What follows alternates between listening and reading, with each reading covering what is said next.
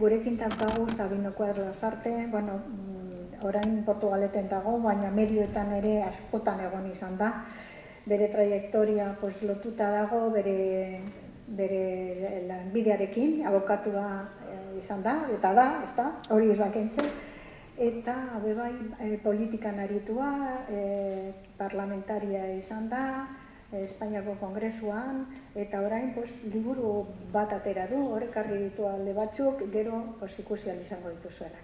Bueno, saludo y os presento a Sabino Cuadra, que no hace falta presentarle porque es un hombre conocido, ha aparecido muchas veces en los medios y ahora últimamente con el libro que acaba de publicar, Los Victimarios, pues bueno, ya nos contará un poco de todo. Pero bueno, el tema que nos trae ahora es el trabajo esclavo bajo el franquismo.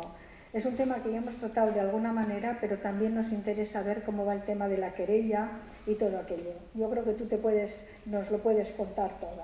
Bueno, pues simplemente decir que es un hombre de izquierdas, que ha estado también con trabajo en el ámbito laboral y del sindicalismo, y bueno, pues ahora está jubilado y está dedicado a estos menesteres, conferencias, libros, etcétera.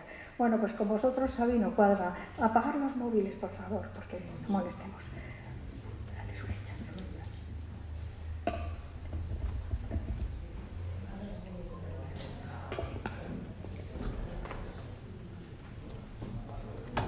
Bueno, lehenik eta behin esker mila etortzagatik, hitzaldi hontara hurbiltzagatik eskertzen dizuete benetan olako egun batean, terraza batean egotea baino honea etortzea, ezta. Nire hitzaldia, eta guztiz gaztelaniaz egingo dut, esan didate hori egiteko, baina norbaiteke gero bukatzerakoan nahi badu euskaraz aritu, bueno, esan, eta nik erantzungo diote euskaraz baita ere. Vamos a ver. Bueno, la charla en principio estaba anunciada eso, como trabajo esclavo en el franquismo, ¿no? Yo de todas formas la he querido un poco envolver en algunos términos y en algunos conceptos un poco más generales para poder mejor entender cómo se situaba, qué papel tenía este trabajo esclavo en aquel contexto, ¿no? Y, bueno, hoy en día, qué tipo de reconocimiento debería también tener. Junto a eso, bueno, hay una experiencia que aquí ya tenéis bastante conocida, ¿no? Ahí en Navarra también, que es la de un campo de trabajo esclavo que existió entre los valles de Salazar y Roncal, en el que participaron, al que fueron llevados a rastras 2.300 personas que trabajaron allí. Sobre esto también contaré un poquito, ¿no? Y los 5 puntos que quería yo abordar eran los siguientes. El primero, el que hace referencia al franquismo y la represión. Es decir, la represión durante el franquismo fue un poco más general que el trabajo esclavo. El trabajo esclavo sería una parte de lo que conformó esta represión franquista realizada durante la guerra y en los años inmediatos, ¿no? No entraré en las décadas posteriores e incluso en las que han seguido existiendo hasta fechas próximas. Ahí están los 5.000 casos de tortura que han llegado hasta el siglo XXI. Ese sería un punto a tocar. El otro sería el de los campos de concentración franquistas, que no es lo mismo, no fueron lo mismo los campos de concentración que los campos de trabajo esclavo, pero también tuvieron unas connotaciones que merecen ser tenidas en cuenta, ¿no? El tercer punto era el de la represión sobre las mujeres. Siempre cuando se habla del trabajo esclavo, la figura que aparece es una figura masculina con un pico y una pala haciendo determinadas construcciones o trabajando en determinadas obras, ¿no? Existió represión y existió trabajo esclavo también sobre las mujeres, ¿no? Y esto ha sido muy poco sacado a la luz y existe poquísima información. En los últimos años se está trabajando sobre el tema, pero es una información que ha sido en gran medida ocultada, pero bueno, es algo que merece la pena comentarlo. El siguiente tema sería más en particular el que hace referencia a, bueno, a la querella que interpusimos por trabajo esclavo, entendiéndolo como parte de lo que fueron los crímenes del franquismo, ¿no? Y crímenes de lesa humanidad y la trayectoria que ha tenido y la experiencia de esto, ¿no? Y por último, yo creo que lo estábamos comentando, si quiera no todo está en el mismo cesto, pues aprovechando todo lo anterior, charlar un poquitín de la situación que se está viviendo hoy a nivel político y jurídico en relación con el tema de la memoria histórica, ¿no? Ley de memoria democrática, iniciativas que se están desarrollando en todos los sitios, muy distintos sitios, de muy distintas características, ¿no? Con distintos enfoques, y todo ello yo creo que es, bueno, algo positivo, ¿no? Hoy mismo venía en la prensa y me lo han enseñado, en la primera página venía en el Berria, también ha aparecido en el grupo Noticias y en Gara, una rueda de prensa que hicimos ayer mismo en Iruña, en la que participamos, la organizamos en común entre el grupo de Gasteiz, Marcho Akiru, y San Fermín 78 Gogoa, ¿no?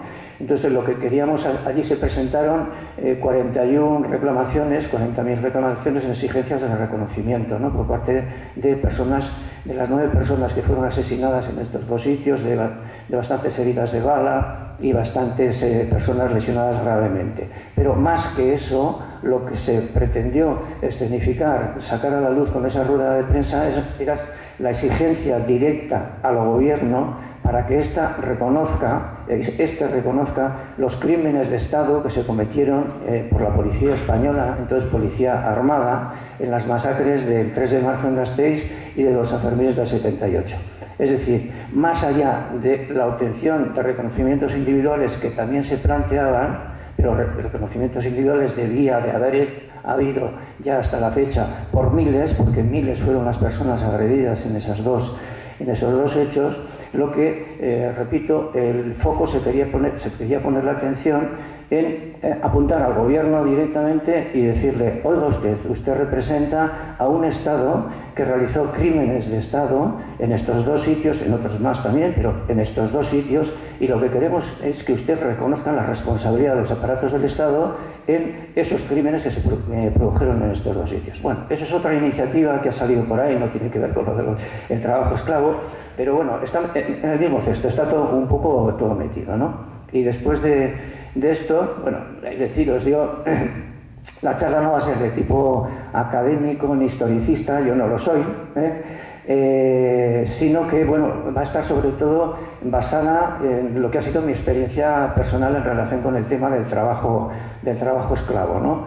Yo participo en la Coordinadora Estatal de Apoyo a la Querella Argentina, además en el grupo de San Fermines, y a través de ella pues hemos ido teniendo conocimiento, yo he tenido conocimiento de distintas situaciones que se han vivido en otros lugares del Estado en relación con experiencias de trabajo esclavo, que te contaban las compañeras del País Valenciano o de Andalucía o de no sé qué. Y este era un tema que se había comentado en la coordinadora esta de apoyo a la querella argentina, y en un momento concreto se dijo: hombre, joder, pues teniendo la envergadura que tuvo este tema, teniendo la importancia que tiene, teniendo la trascendencia que alcanzó, el que todavía no se haya abordado, aunque en cantidad de sitios había hecho un trabajo muy importante, en Navarra por supuesto, ¿no? Pero a pesar de todo eso, no haber intentado abrir la vía judicial en relación con ese tema para la obtención de lo que se dice de verdad, de verdad judicial, de justicia y de reparación, pues no lo entendíamos muy bien.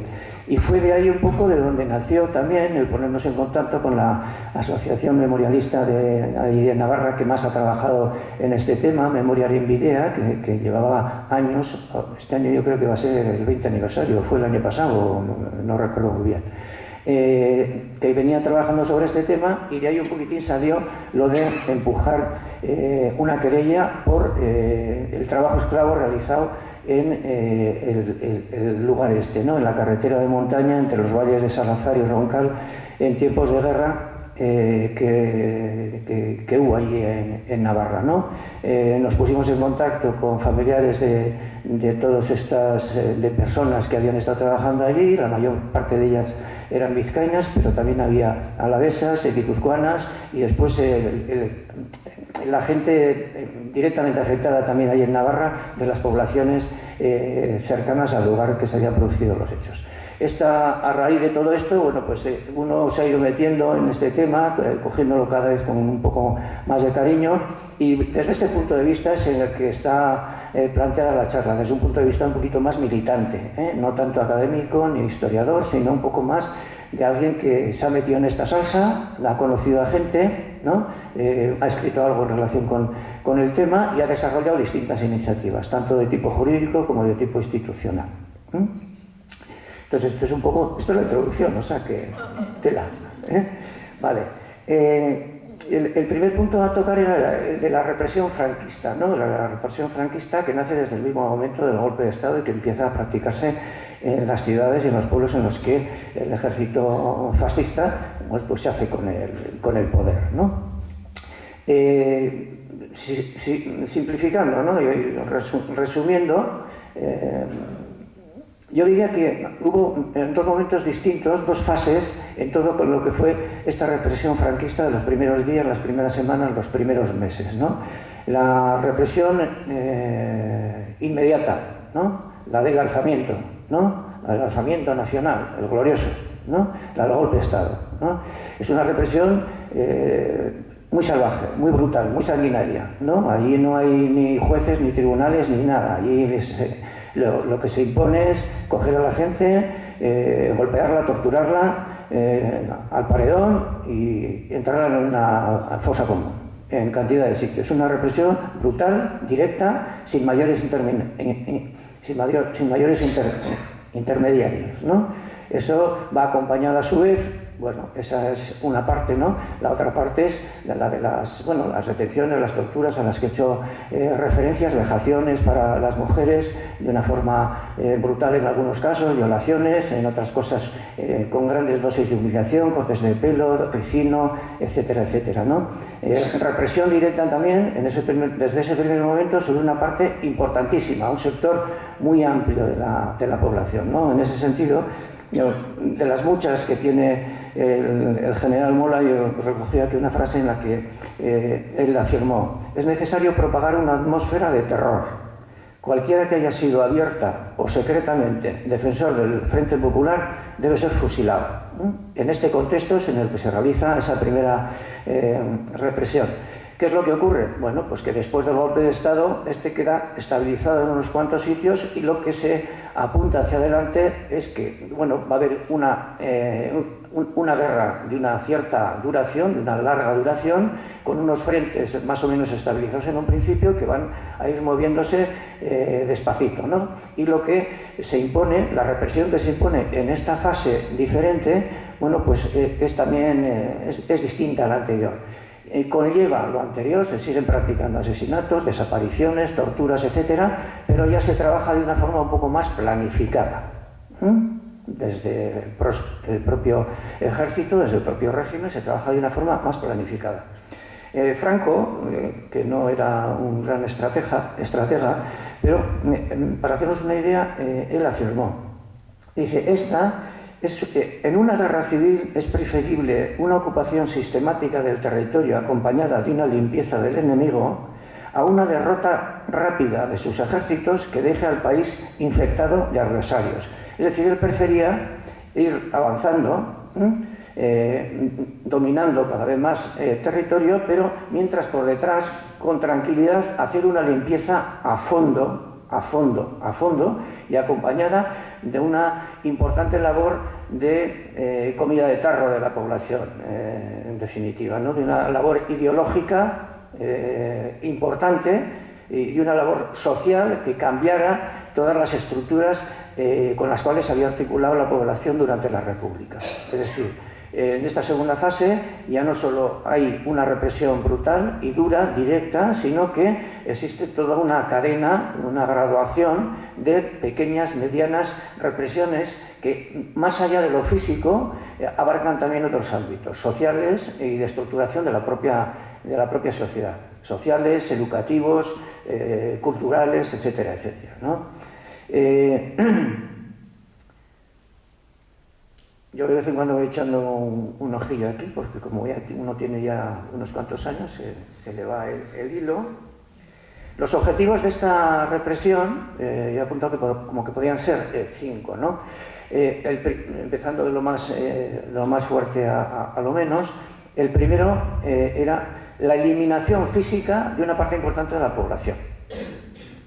Eliminación física es fusilamiento, muerte, ¿no? Para un sector importante. Se habla de 150.000 personas que fueron las fusiladas en aquellos días, meses inmediatos, ¿no? En los tiempos de la guerra. 150.000 personas. Hace falta eliminar a lo que era la plana mayor política, sindical, social, nacional, ¿no? de la República y de todo lo que se configuró en aquellos años, ¿no? Esto debía ser eliminado físicamente, ¿no? Y a esto es a lo que se refería en buena medida también Moro, ¿no? Y que Franco sigue suscribiendo, ¿no?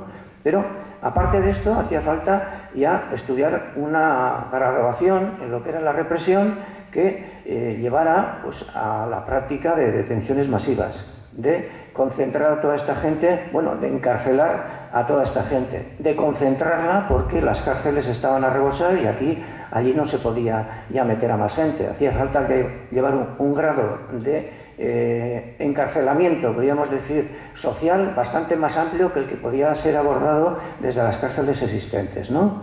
Y extender esto, en cualquier caso, al conjunto de la población, que el conjunto de la población viera esto de forma descarnada, de forma directa, ¿no? Que viera cómo se fusilaba a la gente, que viera cómo se pelaba el pelo a las mujeres, que viera cómo se llevaba a gente inocente que no tenía nada que ver a las cárceles, cómo salía la gente de los cuarteles de la Guardia Civil torturada. Con esto el objetivo que se pretendía era crear un amedrentamiento generalizado en la población, meter miedo por todas las partes del cuerpo, que quedara empapado de todo esto, ¿no? Y en esa medida, conseguido esto, venía un tercero o cuarto, no me acuerdo ya en cuál voy, objetivo, que era el de hacer un lavado ideológico, recuperar, expulsar de la sociedad la ideología, la política, la forma de pensar, la forma de racionar que se había dado durante la República, las conquistas que a estos niveles se habían dado en distintos ámbitos educativos, religiosos, de libertades, etcétera, rebobinar todo eso e introducir unos nuevos patrones ideológicos de pensamiento, de educación, de concepción de la familia, de concepción de la fiesta, de concepción de todo. Este era un objetivo fundamental, pero para eso te hacía falta tener una población sometida, y que aceptaba, pues por miedo, entre otras cosas, pues todas estas cosas, estos temas, ¿no? El último objetivo, que estaba por aquí también metido, era, claro, el país, el país, bueno, había quedado arrasado por una guerra de 3 años. O sea, el nivel de pérdidas económicas y sociales que se habían producido eran enormes, ¿no? Entonces, en la recuperación de lo que se había perdido, pues tenía un peso importante. Y aquí es donde se sitúa, en buena medida, también el trabajo esclavo. El trabajo esclavo consistió fundamentalmente, se centró fundamentalmente en la realización de obras públicas, también las hubo privadas, hubo trabajo esclavo centrado en empresas privadas, y aquí en Vizcaya hay ejemplos de todo eso, pero sobre todo en la creación de infraestructuras, en la creación de obras públicas, en la creación de obras de defensa. Todo el Pirineo está, bueno, cosido de búnkeres, de nidos de ametralladoras, de carreteras de montaña, para hacer más fácil el tránsito de las tropas por allí, porque se preveía que si había una invasión del Estado español, pues iba a producir desde el Pirineo, en fin. El conseguir aprovechar al máximo posible esa población encarcelada, esa población concentrada en campos de concentración para las tareas de recuperación económica, pues era evidentemente un objetivo esencial, ¿no? De ahí paso al siguiente punto, que es el de los campos de concentración, a no confundir con los campos de trabajo esclavo, porque hubo muchos campos de concentración en los que, sin más, la gente estaba allí sometida a un régimen de represión, de disciplina muy fuerte, ¿no? Y sin embargo, pues allí no se realizaba el trabajo que se realizaba en otros, ¿no?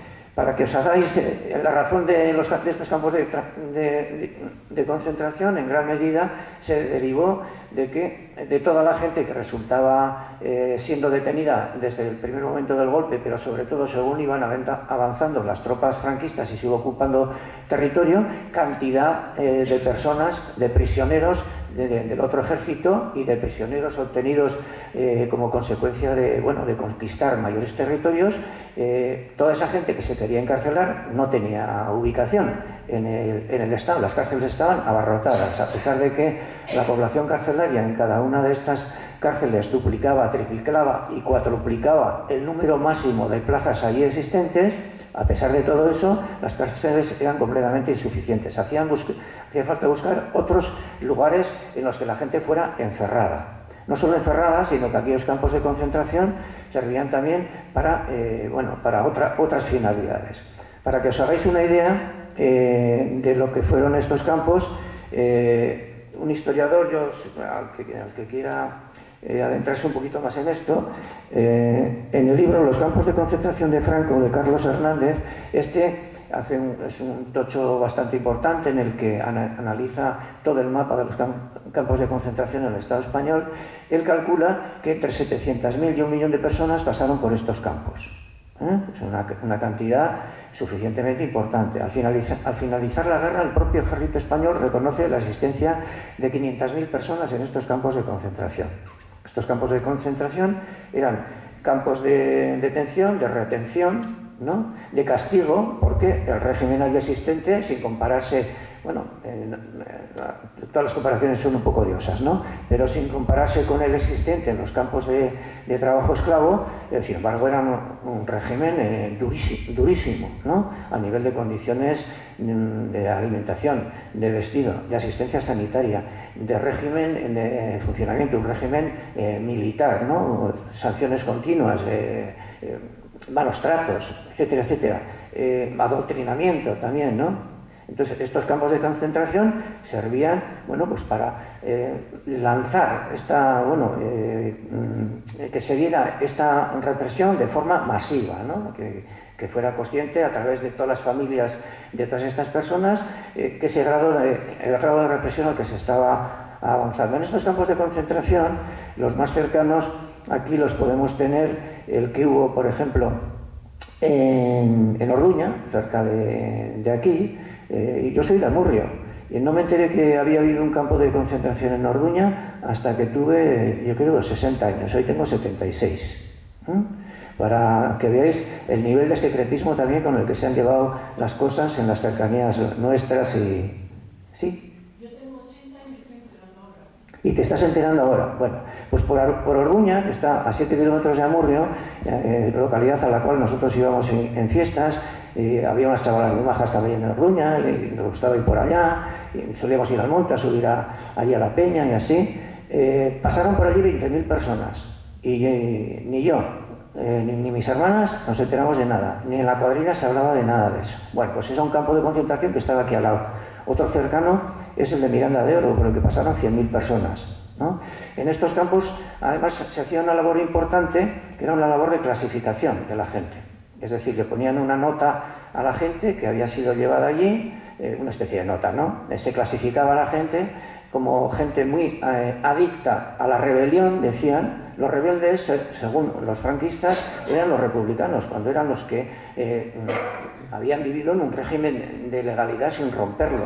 En realidad los rebeldes debían haber sido considerados los fascistas, ¿no?, los franquistas. Pero bueno, ellos clasificaban a todo este personal allí encerrado como adictos a la rebelión, que eran los que más protagonismo habían tenido dentro del Frente Popular y dentro del Frente Republicano en la guerra, ¿no? Eran los máximos dirigentes o personas cualificadas a nivel intelectual, a nivel político, a nivel sindical, a nivel militar, ¿no? Esos eran un poco los primeros en los escalones, en el escalón. El siguiente era el que la mayor parte de la gente que estaba en los centros de trabajo esclavo ha conocido en relación a sus padres, ¿no? Que era el de los desafectos. Los desafectos eran gente que había participado de forma activa, ¿no? Antes de la guerra en el Frente Popular, en sus distintos componentes políticos, sindicales, sociales, culturales, etcétera, etcétera. Gente que había tenido una participación activa, ¿no? Pero no había alcanzado ese grado tan alto como el de los dirigentes. Por ejemplo, ahí entraban todos los que eran los prisioneros de guerra, soldados, cabos, sargentos, ¿no? Pero que no habían alcanzado una cualificación muy grande, pues básicamente se calificaban como desafectos, ¿no? A partir de ahí, el escalón siguiente, que era, para dar un trato un poco más benévolo, era el de los dudosos, es decir, porque por ejemplo, ahí había cantidad de gente que había tomado parte, por ejemplo, en el ejército republicano como soldado, pero sin embargo conseguían obtener del pueblo, a través de algunos familiares, a través del cura, a través de vaya usted a saber quién, pues una especie de justificantes diciendo pues que eran buenas personas en cualquier caso. Entonces, bueno, pues ponían ahí la balanza y decían, pues bueno, estos dudosos, ¿no? De esos, algunos iban a parar a campos de trabajo y otros, tras estar algún año o años en los campos de concentración, pues quedaban en libertad, ¿no? Entonces, hacía una clasificación así para dividir a la gente. Los del primer escalón, los adictos al a la República, ¿no? Adictos activos. Estos iban a parar de inmediato a cárceles si había sitio para ellos o al pelotón de fusilamiento, ¿no? En los siguientes, la inmensa mayor parte de todos esos fueron a pasar a los campos de trabajo esclavo, ¿no? Sobre todo pues, con personal ese al que yo calificado como, o se calificaba como desafecto, ¿no? En los campos de concentración también se realizaba una importante labor de adoctrinamiento, o sea, lo de la misa diaria, los cantos patrióticos, los sermones de los curas, etcétera, etcétera. Esto era algo bastante importante dentro de los campos de concentración, ¿no? El régimen de vida era muy duro, ¿eh? Se calcula que unas 30.000 personas que pasaron por los campos de concentración murieron como consecuencia de las condiciones de vida ahí existentes, ¿eh? En Orduña, en los periódicos lo estaréis viendo, que cada año van sacando de allí, del cementerio de Orduña, nuevos restos de personas que murieron allá, pues las condiciones, sobre todo las condiciones de vida en las que se estaba, ¿no? En los campos estos de trabajo esclavo, bueno, otra vez vuelvo con las condiciones de trabajo, ¿no? Mala alimentación, muy mala, mala vestimenta, calzado, ropa, ¿no? Mínima, por decir algo, asistencia sanitaria, un tratamiento, en cualquier caso un orden militar, una custodia militar, y una custodia militar sádica en muchos casos, ¿no? Que se llevaba allí, un adoctrinamiento ideológico religioso importante, misas y sermones de obligado cumplimiento, charlas patrióticas, etcétera, etcétera, etcétera, y todo eso pues hay en el día a día, acompañado de malas inclemencias del tiempo, en el campo de trabajo esclavo de Navarra, al que luego me referiré. Bueno, pues pensar lo que supone un sitio en el que se está en el Pirineo, en un primer momento viviendo en tiendas de campaña, después en unos cabañas, barracones, como le queráis llamar, en unas condiciones pésimas, enfermedades pulmonares abundantes, sin ningún tratamiento, sin ninguna asistencia médica, etcétera, etcétera. Será un poco la vida dentro de los campos de trabajo esclavo, ¿no? Allí fueron a parar todos estos prisioneros que venían de los campos de concentración y que eran destinados ahí. En un primer momento, a quienes acudieron a estos campos fueron denominados batallones de trabajadores, sin más, la gente que había sido detenida un poquitín en aluvión en los primeros años, ¿no? Y que fueron destinados a estos campos. La duración de los batallones de trabajadores en estos campos de trabajo esclavo fueron hasta el año 40. En el año 40 se cambió un poquitín el régimen y lo que empezaron a ver cada vez más eran lo que se denominaban batallones disciplinarios de soldados trabajadores. Es decir, esto fue consecuencia de que tras la finalización de la guerra se impuso un servicio militar obligatorio para todas las personas que no habían hecho la mili en el bando nacional y que pertenecían a los reemplazos del 36 al 41. Toda la gente que pertenecía a esos reemplazos y no había hecho la guerra en el bando vencedor, aun cuando hubiera hecho la mili en el bando republicano, pues porque le había tocado, ¿no? Le había tocado ir y ya está, ¿no? A pesar de que hubiera hecho la mili en el bando republicano o hubiera incluso haber estado ya en campos de concentración durante años o incluso en la cárcel, fueron llamados a filas todos los reemplazos de esos años para participar en estos batallones disciplinarios de soldados trabajadores, ¿no? Y a partir del 40, básicamente, ¿no? Todas estas fechas que estoy contando son todas un poquito aproximadas, pues quienes están en esos campos de trabajo esclavo son ya pertenecientes a estos batallones, ¿no? El tipo de obras en las que se estuvo trabajando, pues antes me parece que lo he comentado de pasada, sobre todo fueron obras públicas. Obras públicas, bueno, pues eso, de defensa en el Pirineo y en otros sitios también, ¿no? De construcción de carreteras, de construcción de ferrocarriles, de recomponer toda la vía férrea que había sido, bueno, bombardeada y destruida y tal y cual, ¿no? También, en menor medida, estos batallones de trabajadores pasaban a realizar trabajo para empresas. Aquí en Vizcaya tenéis ejemplos en Lavaco Wilcos, en La Arboleda también estuvo funcionando. Obras civiles como en el aeropuerto de Sondica también fueron utilizando trabajo esclavo de estas características y así, ¿no? Pero sobre todo el que se forró con esto, podríamos decir, quien sacó mayores beneficios, quien obtuvo las mayores plusvalías del trabajo de estas personas fue el propio Estado, directamente. A la hora de achacar la responsabilidad central de todo aquello es ese. El Estado franquista fue el que reprimió a toda esa gente, la tuvo en todas esas condiciones, pero además se forró con ellos, ¿no? Obtuvo una plusvalía que calcular.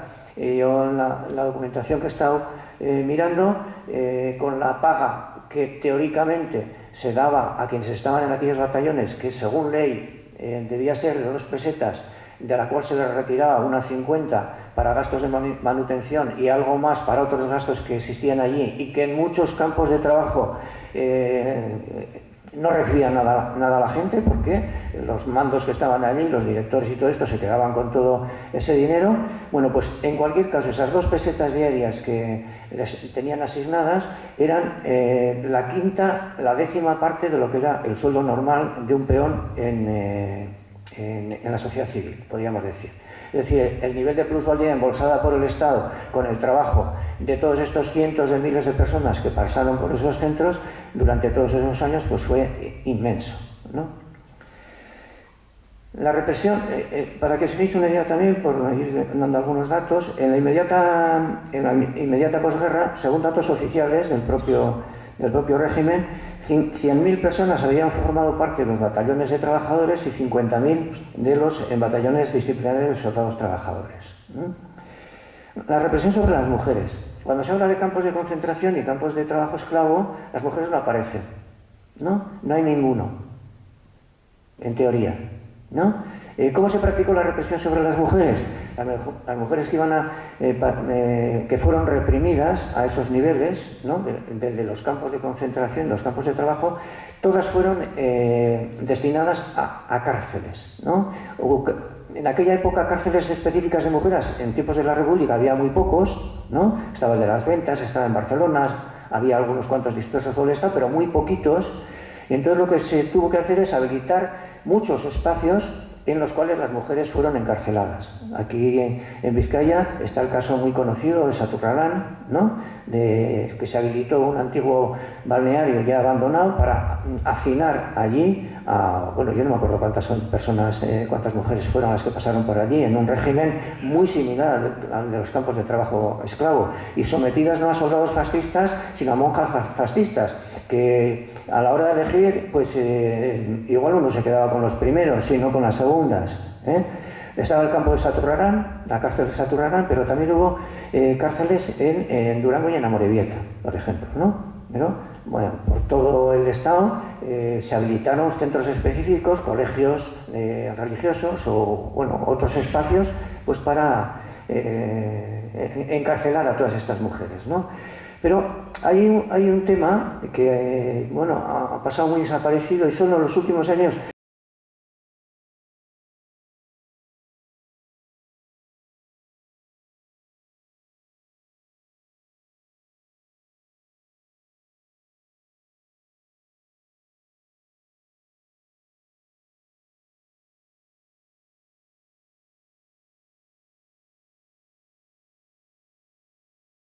está siendo investigado, que tiene que ver con la represión sobre la población, sobre la represión sobre las mujeres, con temas muy graves como es el de los bebés robados, ¿no? 30.000 según la ONU, en un periodo que va desde la Guerra Civil hasta los años 80, en que duró esa red de trata de bebés en el Estado español, ¿no? Que es el Patronato de Protección de la Mujer. El Patronato de Protección de la Mujer se creó inmediatamente después de terminar la guerra, en el año 41, creo que fue, lo presidió, como no, la Collares, Carmen de Franco, ¿no? Ella era la que lo presidía y sobre todo estaba gestionado por una aluvión de órdenes religiosas femeninas, ¿no? ¿Qué funciones tenía este Patronato de Protección de la Mujer? Bueno, una de las obsesiones y de las... Se me ha olvidado traer el libro. Una de las obsesiones del régimen era la reeducación de la población. Y dentro de estas tareas de reeducación de la población, quizás el sector al que más se dirigió esta reeducación moral, religiosa, social, fue al de las mujeres, ¿no? Se trataba de romper con todas las libertades que durante los tiempos de la República se habían obtenido en este ámbito, ¿no? Acabar con todo eso e imbuir una nueva concepción de la sociedad, de la familia, del trabajo, de las relaciones entre los hombres y las mujeres, del papel de la mujer en la familia, y el régimen dedicó un esfuerzo muy especial a todo esto, ¿no? En el Fuero de los Españoles, no me acuerdo en qué artículo, se hace referencia a que uno de los objetivos es, a nivel de las mujeres, rescatarlas de la fábrica y del trabajo para meterlas en casa.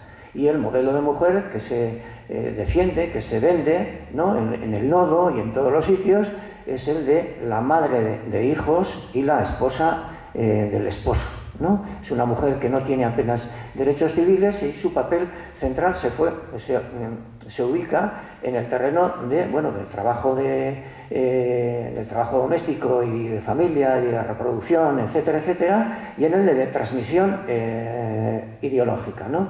Entonces, el Patronato de Protección de la Mujer, allí se encerraba.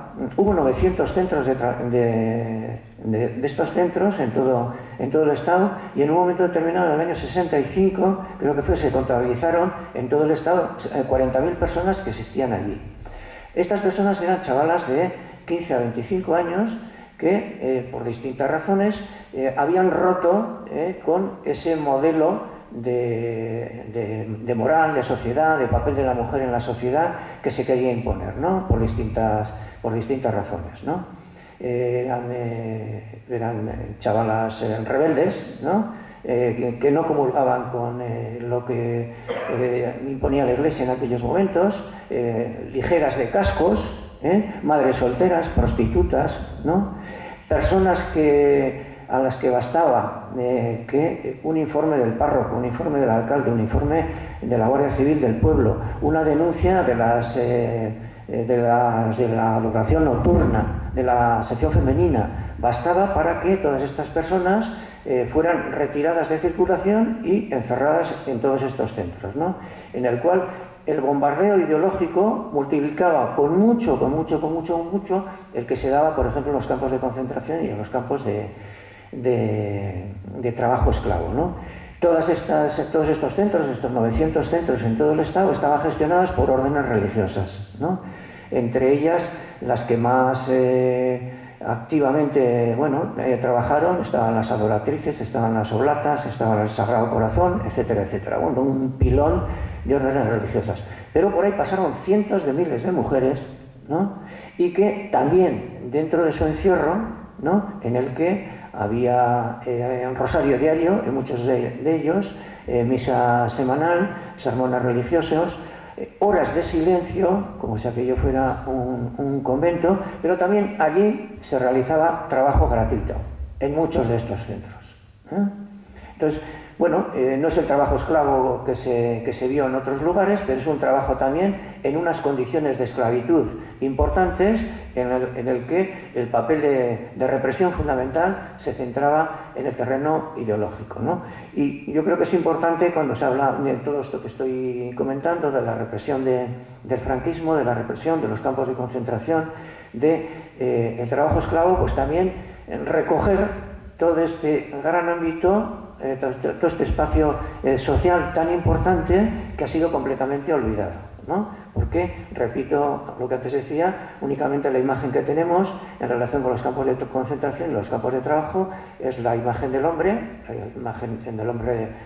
reprimido fuertemente, que trabaja pico y pala en obras en unas condiciones muy malas, pero esto también es algo que merece ser puesto en cuestión. Ligado a este tema está el de los bebés robados. Antes he hecho una mención a ello. La ONU, organismo libre de sospechas, con los cálculos que ha hecho en base a las denuncias que se han presentado ante las mismas por distintas asociaciones de bebés robados, investigación propia, ha hecho referencia a que entre los años, terminar la guerra, incluso desde la guerra hasta los años 80 y tantos, en los que estas redes desaparecieron, aproximadamente hubo unos 30.000 bebés que fueron robados de sus madres, de las madres que estaban en la cárcel, de las madres que estaban en el Patronato de Protección de la Mujer, ¿no?, de madres a las cuales cuando entraban en las clínicas ya llevaban por detrás un cartelito colgando que se lo había puesto el párroco del pueblo, vaya usted a saber quién, ¿no? Porque de lo que se trataba también era de todas estas criaturas que venían al mundo, ¿no?, y que iban a vivir en un entorno moralmente rechazable desde el punto de vista del régimen, bueno, pues poder encarrilarlas por una vía de salvación moral, de salvación religiosa, y sustraerlas de sus propias madres y meterlas en otras familias, pues de buena educación, de unas concepciones católicas y religiosas importantes y de bastante orden, ¿no? Entonces, esto también en el paquete de la represión sobre las familias en general, pero sobre las mujeres en particular, ¿no? La experiencia de la querella que presentamos y el recorrido que tuvo y tal y cual. Bueno, yo os he hecho referencia cómo empezamos a comentar el tema en la Coordinadora de Apoyo a la Querella Argentina y en relación con la Asociación Memorial en Bideac, de allí de Navarra, que había trabajado el campo de trabajo esclavo de Izal en Vidangos, ¿no? Lo que hicimos cuando nos pusimos en contacto los dos grupos, pues fue decir, bueno, pues vamos a ver de las direcciones que tenemos, de toda la gente con la que se había relacionado Memorial en Bideac, ponernos en contacto para ver, quiénes podían estar interesadas en llevar adelante una acción no solo de denuncia política y social, sino también de denuncia judicial, de esa importante represión que se había dado. En cualquier caso, encarrilarla también desde ese punto de vista, porque eran evidentes las responsabilidades penales que allí habían existido por parte del Estado y por parte de distintas entidades también de él dependientes, ¿no?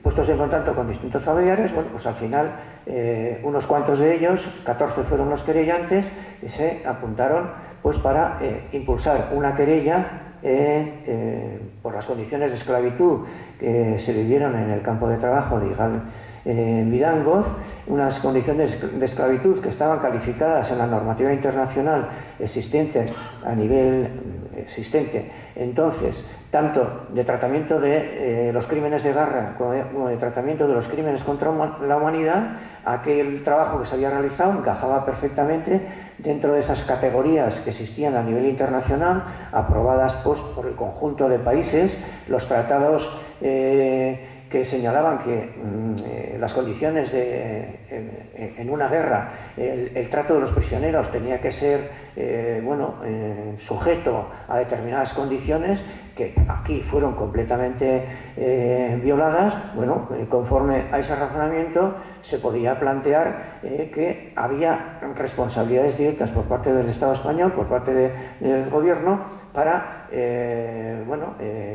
hacer ese tipo de valoración y reconocer el carácter de víctimas, y más allá del reconocimiento del carácter de víctimas, acceder a la justicia y a la reparación que de ahí se tenía que derivar, ¿no? Presentamos la querella, creo que fueron 40 personas más la asociación Memoria Arenbideak, ¿no? Fue una querella muy trabajada, muy trabajada, de varios cientos de páginas, que, sin embargo, el juez de Aoiz, que era al que le correspondía tratar el tema por razones de la circunscripción en la cual se cometieron aquellos hechos, a pesar de todo eso, de las barbaridades que se señalaban allí en relación con ese trabajo, bueno, en una línea tan solo se calzó la querella diciendo que el asunto había prescrito y que a correr desestimación y archivo. Eso es todo el esfuerzo que se metió su señoría en relación con ese tema. Recurrido a la audiencia provincial por lo menos se le ocurrió un poquitín más y soltó un auto de 20 y tantas páginas, pero confirmando en cualquier caso el auto del juzgado de Aoiz. Recurrido al Constitucional, el Constitucional también hizo algo parecido al juzgado de Aoiz, y en una sola línea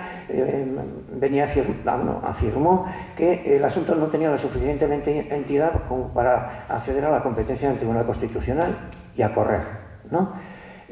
No solo se abordó una vía judicial, ¿no?, sino que mientras estábamos preparando la querella, en un total de 14 ayuntamientos en los cuales residían todos estos familiares de las personas que habían estado trabajando allí en el campo de trabajo esclavo pues adoptaron acuerdos favorables a la querella y señalando cómo esos trabajos debían enmarcarse dentro de lo que en la categoría jurídica correspondiente a nivel internacional y también a nivel estatal, ¿no?, pues se calificaban como crímenes de guerra o crímenes de lesa humanidad. Eso fue aprobado por 14 ayuntamientos y también lo llevamos al Parlamento de Navarra, y el Parlamento de Navarra dio su apoyo a esta petición. Es decir, lo que no se obtuvo desde un punto de vista judicial, a nivel político, por lo menos obtuvo un respaldo, básicamente unánime, ¿no? Porque todas las fuerzas políticas, yo creo que incluso hubo algún ayuntamiento en el que el PP votó a favor. Me parece que fue de margen izquierda, pero ahora no lo recuerdo, igual, creo, o por lo menos se abstuvo, ¿no? Allí en Navarra, en el Parlamento, se abstuvo. Aparte de este trabajo institucional, también hicimos otro que nos pareció de interés, en la medida que estábamos hablando de trabajo esclavo, pues fue poner en contacto con los sindicatos, ¿no? Pues para que pusieran trabajadores, ¿no?, toda la gente que estuvo allí, y a decirles a los sindicatos: usted, esto es de lo tuyo, esto va de lo tuyo, ¿no? Y se consiguió también que 9 sindicatos allí en Navarra, en la que estaban prácticamente todos los grandes y algunos más pequeños, ¿no?, pues dieran su apoyo también a esta iniciativa, a la querella, y sacaran un manifiesto en los mismos términos, dando apoyo a la querella y calificando ese trabajo como parte de los crímenes del franquismo, crímenes de lesa humanidad. Esto es más o menos lo que se hizo a nivel institucional y a nivel sindical. Hoy en día, con gran parte de todos los sindicatos, 2 de ellos se descolgaron.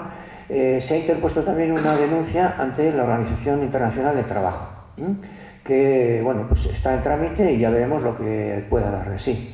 Y esta es un poco la experiencia de esta querella.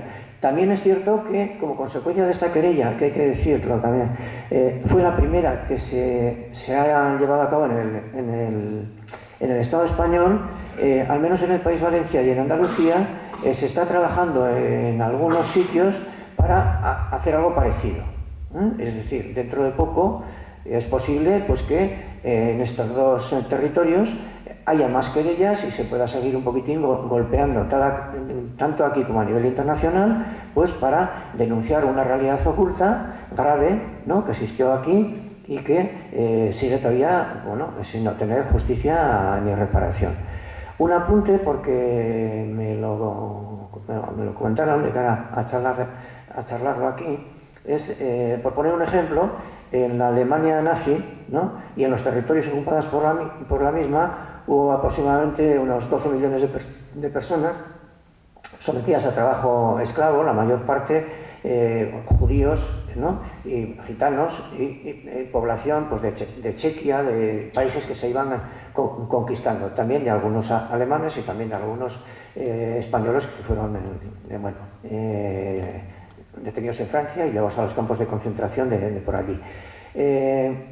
A principios de este siglo se consiguió allí un acuerdo entre grandes empresas alemanas de la siderurgia, la Siemens, toda la cuenca del Ruhr, todas las grandísimas empresas que trabajaban por allí, industria química, etcétera, etcétera, empresas por un lado, el Estado por otro, porque mucho de este trabajo había sido un trabajo de cara a apoyo al ejército, de fabricación de armas, etcétera, de munición, etcétera, etcétera, en que cada parte ponía una cantidad de dinero con la cual se hacía un fondo que fue destinado a la indemnización de los supervivientes de aquellos campos de trabajo.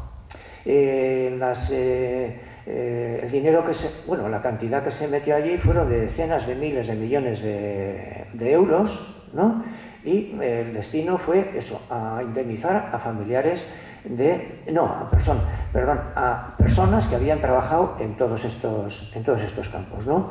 Cosa que aquí en alguna medida ha sido solicitado en algún momento y por supuestísimo no ha sido atendido en modo alguno. Es decir, incluso la Ley de Memoria Democrática, enseguida hablaremos un poquitín también de ella, hace referencia expresa en 2 momentos a que el reconocimiento de la condición de víctimas a las personas que han sido víctimas del franquismo en ningún caso llevará aparejada la concesión de reparaciones económicas o indemnizaciones de ningún tipo, tanto desde las administraciones públicas como desde las empresas privadas. Eso está cerrado por ley. Cerrado y repetido, ¿no?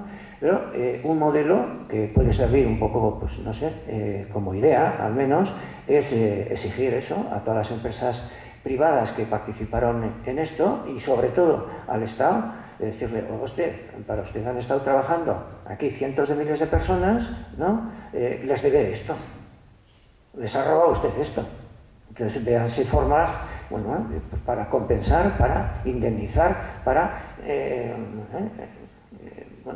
pues para dar una solución a un tema que en su momento pues fue tremendamente grave. El tener a todos esos cientos de miles de personas en campos de trabajo repercutía directamente en sus familias, en que el único sueldo, a lo mejor existía, desaparecía. Y en multiplicar la agresión, la represión sobre un sector de la población muchísimo más grande, ¿no? que se vio obligada a migrar a las grandes ciudades, a hacer escaleras, a hacer trabajos de todo tipo, etcétera, etcétera. Eso tiene que tener una compensación, no es pedir dinero por pedir desde un punto de vista pesetero, no, es una compensación por un daño ocasionado y que fue muy grave, ¿no? Entonces eso es un capítulo que está pendiente y que está de momento cerrado legalmente, ¿eh? Y lo último que quería señalar, y ya termino, es, un poquitín la situación en la que nos estamos moviendo hoy a nivel memorialista y tal, sobre todo a raíz de la entrada en vigor de la última Ley de Memoria Democrática, que lo hizo en octubre del 2022, es decir, ya llevamos dos años y medio de ley de memoria democrática, ¿no? Grosso modo, diría yo que esta ley ha tenido cantidad de aspectos positivos, pero sobre todo en el terreno de lo que ha sido el reconocimiento de muchas personas, de miles, de cientos de miles de personas como víctimas del franquismo, ¿no? De cara también, por ejemplo, a la anulación de todos los juicios que se produjeron durante todo el franquismo, condenando bueno, en los tiempos de la guerra, los tribunales militares, pero también los tribunales civiles que después funcionaron, el Tribunal de Orden Público, etc. Creación de infraestructura de cara a dar un tratamiento serio, importante al tema de la búsqueda de familiares, bancos de ADN, etcétera, etcétera, etcétera, ¿no? Hay una serie de aspectos indudablemente positivos, pero hay un problema que ha sido señalado no solo por personas que puedan ser críticas o asociaciones memorialistas que puedan ser críticas a esa ley, sino por distintos relatores de derechos humanos de la ONU en materia de trabajos forzados, de robos de bebés, de derechos humanos en general. Distintos relatores han hecho referencia a que esta ley no termina con el régimen de impunidad para con los crímenes del franquismo. Es decir, esta ley no da solución a los crímenes que durante el franquismo se cometieron a lo largo de los 40 años de dictadura y de la transición. Esto ha sido también señalado, ¿no? Por el movimiento memorialista, una gran parte del movimiento memorialista existente a nivel estatal, por Amnistía Internacional, ¿no? Por CEACUA y todas las docenas de asociaciones que están bajo su en la coordinadora, ¿no? Por casi 100 asociaciones que pertenecen a lo que se denomina el tercer encuentro de grupos memorialistas existentes a nivel estatal. En todos estos ámbitos se han saludado las ventajas, se han saludado las mejoras contenidas, pero se ha seguido recalcando que aquí sigue existiendo un problema esencial, que es el de hacer frente a los crímenes del franquismo. Hacía referencia a que ayer mismo hacíamos una rueda de prensa conjunta entre Martxo Akiru de Gasteiz y San Fermín 78, haciendo hincapié en esto. En esa rueda de prensa, a la par que se aprovechaba una de las vías de reconocimiento de víctimas existentes para que la Administración reconozca como víctimas a los familiares de las personas asesinadas en esas dos masacres, a las personas que perdieron el ojo, a las personas heridas de bala, pero lo que se hacía referencia en esa rueda de prensa es que, aparte de pedir ese reconocimiento, lo que se exigía de una vez por todas ya es que el Estado, es decir, el Gobierno, asumiera la responsabilidad criminal que tuvo el Estado español en esas dos masacres y que se actuara en consecuencia, ¿no? Y que por parte del Gobierno y por parte de su presidente, Pedro Sánchez, se diera una declaración en estos términos, ¿no? Y en esos términos también se apuntaba, a que es necesario retomar el tema de la memoria histórica y no encerrarlo bajo los barrotes a los cuales también se ha metido en el terreno de la obtención de la justicia, en el que 107 creo que han sido las querellas presentadas en el Estado español y ninguna de ellas ha sido admitida a trámite.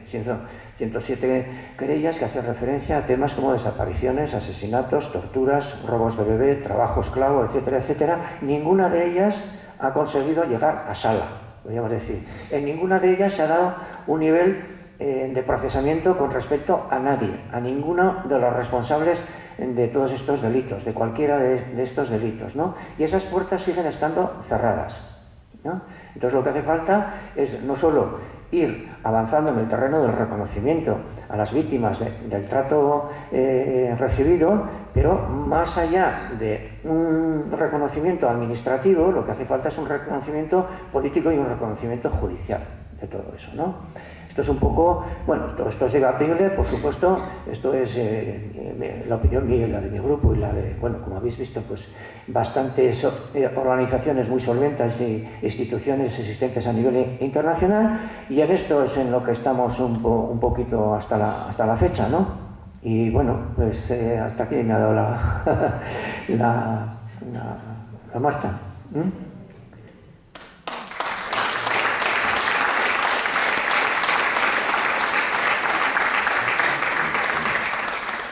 Bueno, sí, antes de que empecéis a machacarme a críticas y a preguntas, una de anuncios y comunicados, la presentadora ha hecho referencia a que recientemente habíamos publicado un libro, San Fermín 78. Este es el segundo que publicamos sobre esa realidad, ¿no? Lo que pasó en aquellos Sanfermines. Aquello fue una masacre también policial, hubo dos personas asesinadas, hubo 10 personas heridas de bala, 300 asistidas en centros sanitarios. Las fiestas nos las reventaron y eso para un navarro es partirle el alma, ¿no? Nos hicieron todo eso. En el primer libro se contaba qué es lo que pasó, y en este segundo, que creemos que es de tanto interés como el primero, o incluso más, lo que se hace referencia es no repetir lo que pasó, sino quiénes hicieron aquello, con nombres y apellidos, con trayectorias, ¿no? Y empezando por Martín Villa, ministro del Interior entonces, y terminando por los capitanes principales que encabezaron aquella agresión en la calle, aquella masacre en la calle, ¿no? Entonces el libro está ahí, está calentito, tiene 10 días desde que se presentó ahí en Iruña, y bueno, si a alguien le interesa este tema, pues lo tiene a su disposición, pagando los 17 euros de precio correspondientes, que dicho sea de paso, el beneficio que se va a tener con la venta de estos libros van encaminados los beneficios a dar apoyo a los gastos que se están produciendo en la querella argentina con el procesamiento que hubo inicialmente de Martín Villa y la imputación actual en la que está Martín Villa en la querella argentina por 12 crímenes. Entonces es una buena obra. Si alguien tiene remordimientos de conciencia por alguna otra cosa y le hace falta, pues, no sé, compensar algo, eso, por haber sido mala o malo, pues... Y ahora lo que digáis. Soy un detalle. Quizás me ha faltado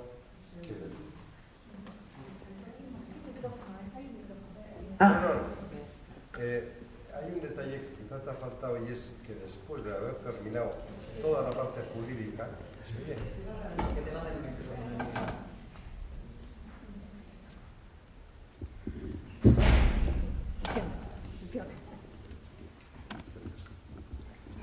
Saben, ahí hay una parte que el final del procedimiento judicial me parece, no lo he oído eso, pero como que hemos dejado la vía judicial, si sigue la vía de los sindicatos con la OIT no se Sí, la OIT, sí. Y después que pasamos a la ONU con los relatores cada eso.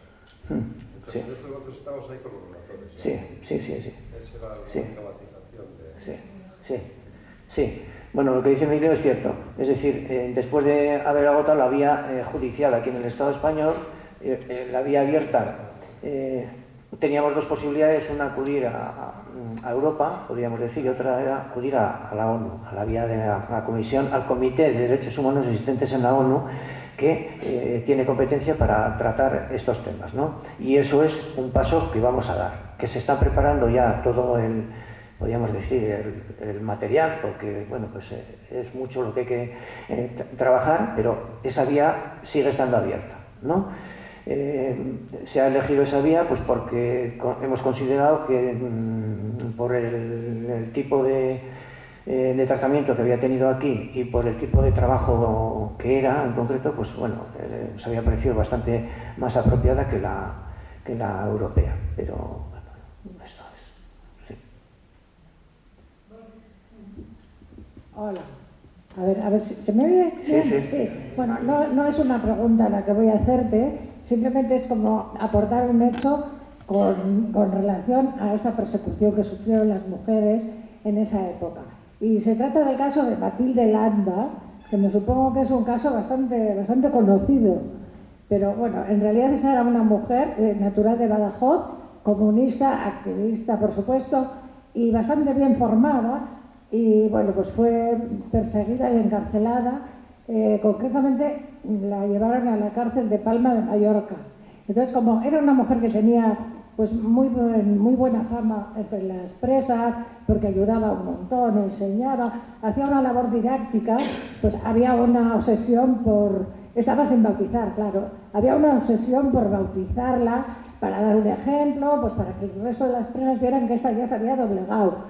Y bueno, organizaron un bautizo que vino el obispo, y esta mujer, pues, según una canción que hace el grupo Barricada, dice, no dejó que pusieran en su pecho ni crucifijos ni sotanas. Ella se lanzó al vacío en la galería de la cárcel y, claro, matándose, por supuesto. Ese era el hecho. Hombre, una anécdota que tiene algo que ver con lo que he comentado antes. No sé si a alguno o alguna os ha llegado. Hace tan solo 10 días esta banda de monjas a las que me he referido antes hicieron un acto para pedir perdón por lo que había sido su actuación en el Patronato de Protección de la Mujer, ¿no? Entonces, allí no invitaron a las asociaciones que estaban trabajando en relación, investigando ese tema, tampoco a las asociaciones que existen en todo el estado de bebés robados, de madres de bebés robados, pero allí aparecieron un mogollón de jabatas ocupando la sala, y en un momento determinado se levantaron todas ellas con unos carteles que decían verdad, justicia y reparación, que no querían que las monjas pidieran perdón. Si lo piden, muy bien, ¿no? Probablemente también sea su obligación, pero lo que en realidad estaban exigiendo era que se dijese la verdad sobre todo lo que ocurrió, que esas mismas órdenes religiosas sacaran todos sus archivos y todos sus papeles para decir qué es lo que pasó, ¿no? Y que los graves delitos que allí se cometieron a nivel de bebés robados, a nivel de personas incluso que murieron allí también y todo esto, que eso tenía una cabida perfecta dentro del Código Penal y dentro de la normativa a aplicar, y que en consecuencia con eso pedían una reparación. Las pobrecitas monjas que estaban allí, que les habían dicho que tenían que ir allí a pedir perdón, que probablemente pues, no vivieron aquello, ¿no? Vamos, se llevaron un disgusto gordo, ¿no? El acto se suspendió y ahí se quedó todo. Pero viene a cuento, ¿no? Para decir, algo de lo que se está cociendo también dentro del movimiento del memorialista. Es decir, vale, sí, somos víctimas, se nos reconoce nuestro carácter de víctimas, eso está muy bien, ¿no? Se nos da un diploma, se nos hace una rueda de prensa, se nos hace un acto en no sé qué sitio, ¿no? Todo eso está muy bien, pero vamos a seguir hablando. Hace unos meses estuvo el antiguo relator de Derechos Humanos de la ONU en Iruña dando una charla, y él ponía un ejemplo que era muy significativo, muy claro y muy sencillo de entender. Él decía, vamos a ver, la memoria histórica es como un taburete de 3 patas, ¿verdad? Justicia y reparación. Como a cualquier taburete de 3 patas, si le quitas uno, ya dejas ese taburete, no sirve para sentarse, no sirve para nada, ¿no? Es otra cosa ya. A partir de quitarle una pata, eso ya es otro concepto, no sirve para nada. Si no hay verdad, es imposible que la justicia se atenga a algo serio, ¿no? Y si no hay justicia, pues la verdad sirve de muy poco, sirve de mucho. O sea, ahí estará la verdad en unos diplomas y estará en unas estanterías de una biblioteca y estará en cantidad de sitios. Pero si no hay acceso a la justicia, nos olvidamos de la segunda parte de la verdad. La verdad no solo es reconocer a las víctimas, sino es reconocer también identificar a los victimarios, ¿no? Y en función de esa identificación de los victimarios, exigir las responsabilidades correspondientes. A quien se ha muerto no se las puede exigir, pues porque ya se ha muerto, ¿no? Eso es evidente, y cada vez quedan más pocas personas a las cuales se les pueden exigir responsabilidades por aquellos hechos. Uno de ellos es Martín Villa, que tiene 92 años, pero todavía está hecho un chaval, porque hace 2 años vino a Pamplona a darnos una vara impresionante. Organizamos una concentración de recibimiento y todo igual, pero en fin, está en forma, Pero quedan pocos de esos, ¿no? Entonces, la verdad no es solo reconocimiento de víctimas, sino es también reconocimiento oficial de victimarios y permitir que eso pueda lograrse. Es decir, es una vergüenza absoluta que todos y cada uno de los gobiernos que han existido hasta la fecha, desde que murió Franco, hace 50 años, todos y cada uno de ellos hayan seguido ocultando todos los trapos sucios del franquismo debajo de la Ley de Secretos Oficiales, aprobada en el año 1968 y firmada por Franco. Ley que sigue en vigor y que sigue aplicándose. Y cuando los familiares de Naparra, de Echeverría, un chico desaparecido, piden documentación, desde el gobierno actual se les sigue diciendo que esa documentación está sometida a secreto por la Ley de Secretos Oficiales. Eso es la realidad de hoy en día. Entonces, bueno, pues hay que aplaudir las cosas cuando se hacen bien, y cuando las cosas se hacen mal o no se hacen, pues hay que criticarlas fuertemente. Esa es mi opinión.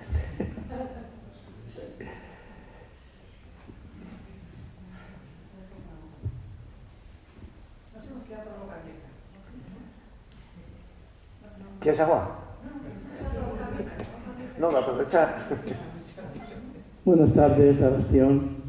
Quisiera preguntarte si hay novedades sobre Ezkaba, sobre el fuerte ese que lo habían transferido a la gente de la memoria histórica o a la gente relacionada con los grupos de memoria o así, ¿no?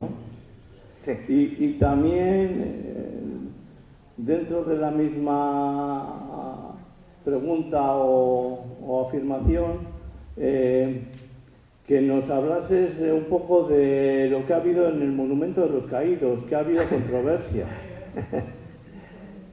Ha habido controversia porque parece ser que el franquismo sigue activo en Navarra, en Pamplona. Si solo fuese en Pamplona, ¿verdad? Ya, vamos a ver lo de Ezkaba. Bueno, yo tengo información, pero tampoco soy... Hay una asociación, Chimparta, que es ha trabajado mucho, es una asociación centrada en Ansoain, en el pueblo de Ansoain, que está debajo del fuerte y que ha trabajado mucho este tema. También hay historiadores que han hecho documentales importantes y han escrito libros sobre el particular.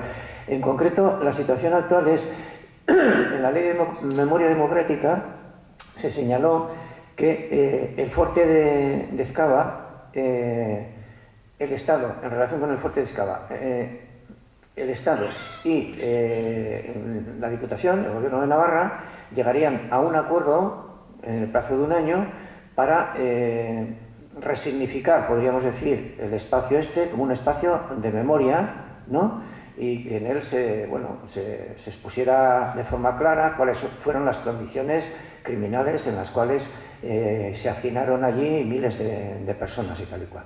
La última noticia de la que yo he tenido referencia es que después de 2 años y medio se ha firmado un protocolo de actuación en relación con el tema. Es decir, un protocolo de actuación es podríamos decir, una declaración de intenciones.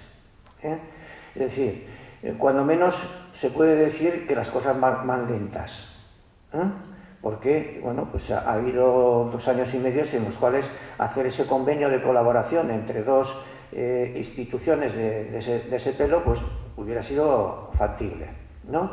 Ahí hay un problema que está por debajo, que en cualquier caso que es el ejército. Y hace también unos 10 días o 15 días saltó una noticia muy significativa al respecto. Se había programado una visita al fuerte desde el Parlamento de Navarra, a la cual asistirían parlamentarios de los distintos grupos, miembros de la asociación Chimparta esta, que iban a hacer un poco de guías de todo aquello, y a la cual se pretendía que fueran, creo que eran 200 o 300 escolares. Vale, esa visita fue denegada desde el Ministerio de Defensa, diciendo que no tenían nada, por supuesto, ningún problema, que el fuerte se visitara y tal y cual, pero que esas visitas no se realizarían en las condiciones en las que se habían propuesto. Es decir, los días los ponía el ejército, lo que decían esos días lo decía el ejército, y en cualquier caso la presencia se denegaba la presencia de la Asociación Memorialista Chimparta. Digo esto para que situemos un poquitín las cosas que se escriben en las leyes y luego las realidades prácticas que se viven. O sea, lo que ahora de momento existe es ese protocolo, esa declaración de intenciones, en las que ya se va perfilando un poquito lo que podría ser el contenido de ese convenio de colaboración, pero las cosas van con un poco de retraso y con un cacho poder fáctico al lado que te está, bueno, condicionando mucho. Claro, en relación con el Fuerte San Cristóbal, lo que ha ocurrido también es distinto que el Palacio de la Cumbre de Donostia, que también se consiguió que ahí fueron donde fueron torturados y asesinados en Laza y Zabala. Entonces, bueno, eso también en la Ley de Memoria Democrática se consiguió, se metió una enmienda y hay una disposición adicional que hace referencia a que será también un lugar de memoria destinado pues, a poner de manifiesto eso, la tortura, el caso de Laza y Zabala, los crímenes del GAL, etcétera, etcétera, etcétera, ¿no? De todas formas, entre los dos casos hay una diferencia. Ese también va atrasado, bastantito. También se hablaba de un plazo de un año. Hay una diferencia entre los dos que es importante, que es que en el caso de la cumbre, la enmienda que se metió en la ley hace referencia a que la propiedad de ese centro va a pasar a ser del ayuntamiento. Mientras que en el caso de Ezkaba, la propiedad va a seguir siendo del Estado. Y en esa medida, pues el Ministerio de Defensa va a seguir teniendo bastante que ver con ello. Eso es más o menos tal como están las cosas. Probablemente habrá alguna concreción más que se pueda hacer, pero bueno, yo eso es lo que os puedo decir. Y lo otro, lo del monumento a los fueros, pues bueno, es muy largo de contar. Es muy largo de contar y las cosas están muy calientes. Vamos a ver, el anterior ayuntamiento, el primer ayuntamiento de Bildu que hubo en Navarra aprobó iniciar un expediente de adjudicación de proyectos para ver qué se hacía con ese edificio, ¿no? En cualquier caso señalaba que tenía que estar centrado en el tema de la memoria histórica, en relación con el franquismo, etcétera, etcétera. Y bueno, pues se puso en marcha ese concurso de proyectos. Se presentaron un pilón de proyectos y de esos fueron seleccionados 7.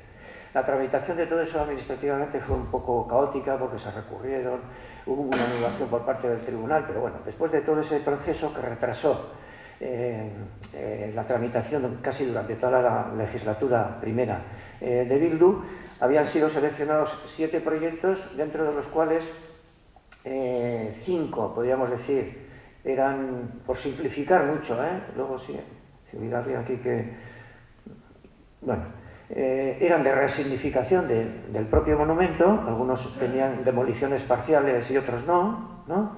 Uno era de demolición del monumento y de la construcción pareja con materiales obtenidos del derribo de un edificio allí mismo, cerquita, en la plaza, en la cual bueno, pues fuera dedicado también eso, a memoria histórica en relación con el franquismo, etcétera, etcétera, etcétera. Así estaban las cosas cuando entró este ayuntamiento, ¿no? Y bueno, allá las cosas, 30 asociaciones memorialistas de Navarra, entre las cuales estaban, desde mi punto de vista, las más potentes existentes, allá hicieron un manifiesto solicitando la demolición del mismo, ¿no? Ahí quedó eso y al cabo de unos cuantos meses se publicitó un acuerdo al que había llegado 3 partidos, no 3 grupos del ayuntamiento, sino 3 partidos políticos en Navarra, que eran Partido Socialista, era Geroa Bai y era EH Bildu, para resignificar ese monumento. Al mismo tiempo, el proceso anterior seguido se anulaba y se abría un procedimiento nuevo para resignificar ese monumento, ¿no? Pero la opción ya por el del derribo quedaba dejada de lado. Esa ya no se contemplaba dentro de una posible actuación municipal.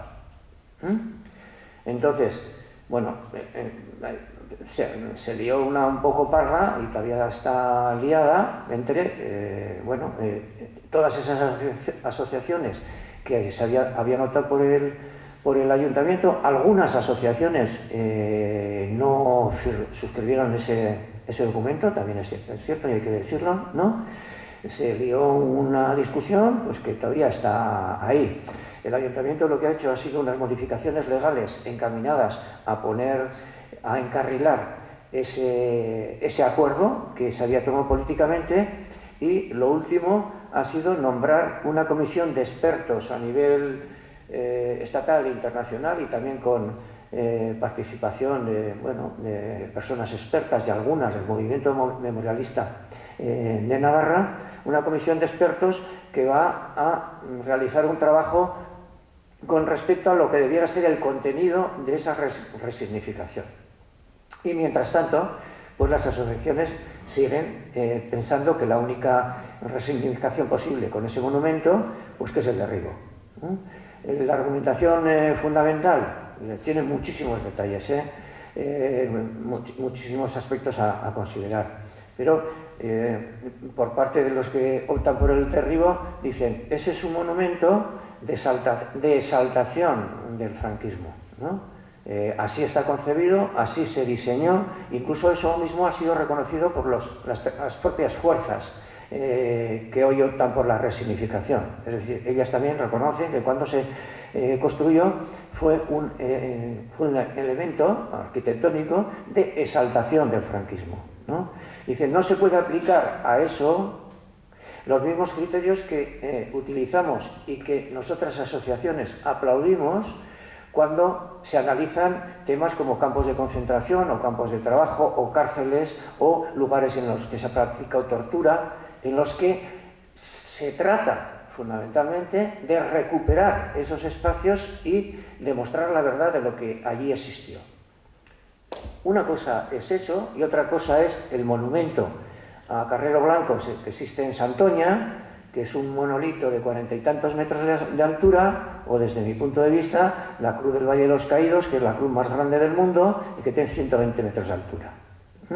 Que son monumentos que poco tienen que ver con la existencia de una represión sobre una gente, sobre unos campos de exterminio, sobre un trabajo esclavo, sobre unos centros de tortura, ¿no? Sino que esos puros elementos de exaltación del franquismo, como puede ser la estatua ecuestre de Franco enorme que existía en Vigo y que existía en Cartagena, creo que es, y que sigue existiendo vestido de miliciano en Melilla, ¿no?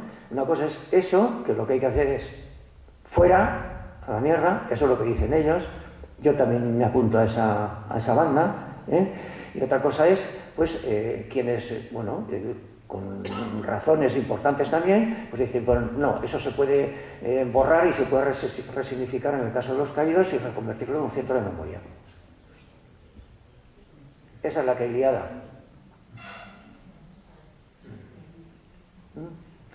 He resumido en unos poquitos minutitos un debate con el que llevamos allí más de un año, público, y en muchas ocasiones de muy malas maneras. Pero la gente de izquierdas muchas veces somos así.